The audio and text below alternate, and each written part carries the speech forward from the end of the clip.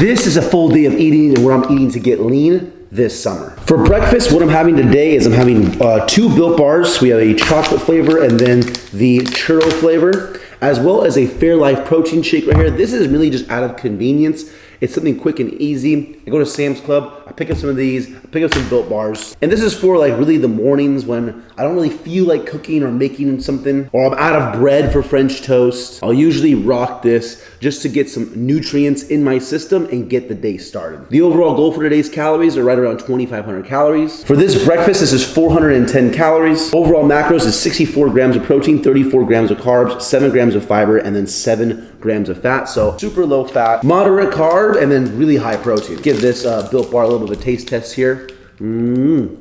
Still one of my all-time favorite protein bars. It really just tastes like a candy bar, to be honest with you. Fairlife protein shake. This tastes pretty much like chocolate milk. There's not much else to it. Breakfast, I mean, it's kind of cool, kind of boring at the same time. It's not the French toast. Like, it is what it is. However, I also have a new training split that I'm gonna go over with you guys as well. I'm going down from a 6-day training split to a 4-day training split. Rather than going kind of push, pull, leg, rest, and repeat, I'm doing upper, lower, upper, lower. So I'm only working out 4 days a week. And rather than getting only 1 day of rest a week, I'm actually getting now 3 rest days. So I'm gonna break that all down throughout this video. This is breakfast, and I'll keep you guys updated as the day rolls on.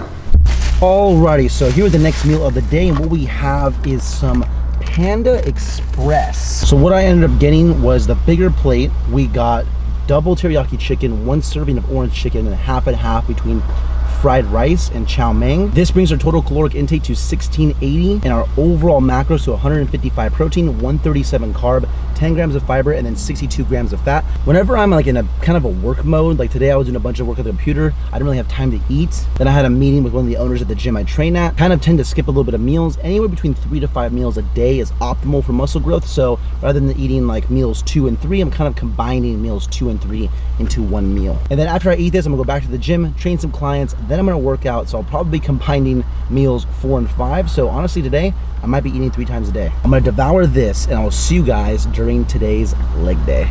Alrighty, so I'm gonna do a bit of a voiceover / little talking segment here while my leg day is going on. And I'm basically gonna break down this 4-day training split. I'm a big advocate that every muscle group should be hit twice per week. So no matter the training split that you do, whether it's a 2-day, 3-day, 4, 5, or 6-day training split, I'm a big advocate that in a 7-day period, every muscle group is hit twice per week. So if it's a 2-day split, that's 2 full body workouts. 3-day split, you can go upper, lower, or a full body, or you can do full body the whole way through. 2 to 3 is ideal. Anything more might be overkill. Anything less just isn't as optimal as 2 to 3. So for my case specifically, with it being a 4-day training split, it's pretty simple. I'm doing upper body, lower body, rest, upper body, lower body, and then I'm gonna be resting on the weekends. On my rest days, I am gonna do some sort of cardio. Nothing crazy. I'm a big advocate of just going for a walk, maybe a bike ride. I also might play soccer, but for the most part, I'm just walking. The days that I'm actually gonna be working out is gonna be Monday, Tuesday, rest on Wednesday, Thursday, and Friday. For me, I like to start my week off not with legs. That's a dumb way to start the week. You can if you're a bit of a psycho. However, I want a juicy upper body pump to carry me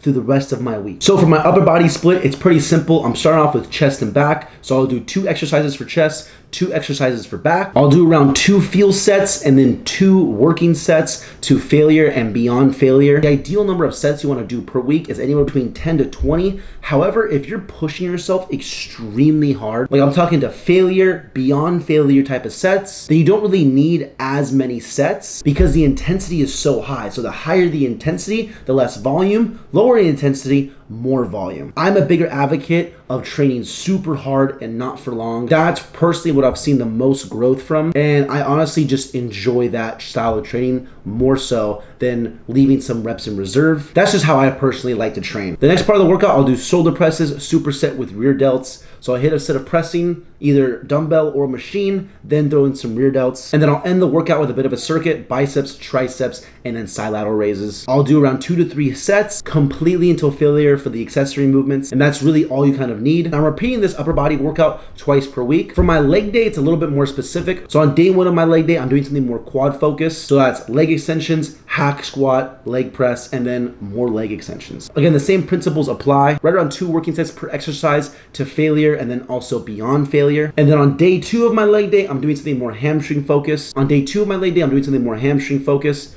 So I love Smith machine squats and as well as Romanian deadlifts, either with a barbell or dumbbells. And of course, a line hamstring curl, again, 2 to 3 working sets per exercise to failure and beyond failure. The reason why I'm doing this is because when I was doing 6 days a week, that was good, but I was doing it for so long. And the way I train is just a lot of frequency for trying to go to failure and beyond failure. And what I found out was happening is I was having a good push day, a good pull day, and by the time I get to legs, it was just a really average leg day. It was very hard to try and push to failure and beyond failure because I was just so fried. And really what I feel is I just need an extra rest day. And that's what I'm able to achieve with this upper lower split. Not really much else to say, so let's get back to the eating. Alrighty, ladies and gentlemen, here with the last and final meal of the day. What I have here, something a little bit different. I've been experimenting a little bit with my nutrition, see what I like, see what I don't like, trying to mix it up. You know, it's all about mixing it up, incorporating the foods that you love while still hitting your calories. And so what I have here is 2 burgers, 85-15 with a slice of cheese on top and also half a serving of butter on each single one of these. And then I have some blueberries here on the side. What this is really, it's known as like the animal-based diet. It's made pretty popular by an individual named Paul Saladino. Liver King as well, although Liver King obviously supports more liver than anything else. And as of recently as well, Alex Eubank has also attempted to do the animal-based diet. He wanted to try it for a month. Spoiler, he's already failed. And I'm actually gonna be making a video on that later this week. I'm gonna be eating an animal-based diet for a full 24 hours, but I'm incorporating it right here in this meal of the day because a part of me actually enjoys this kind of eating. I like fruit, I like beef, I like butter, I like cheese. I'm all about the animal diet lifestyle. I love incorporating it into the foods I already eat. However, I also love bread. I also don't mind eating some vegetables. I love my artificial sweeteners. So I'm kind of in a little bit of a hybrid type of situation. But that's personally what I recommend. That's personally what I think is best. But you know, I digress. Let's give this 85-15 a little bit of a taste test with some butter on here as well.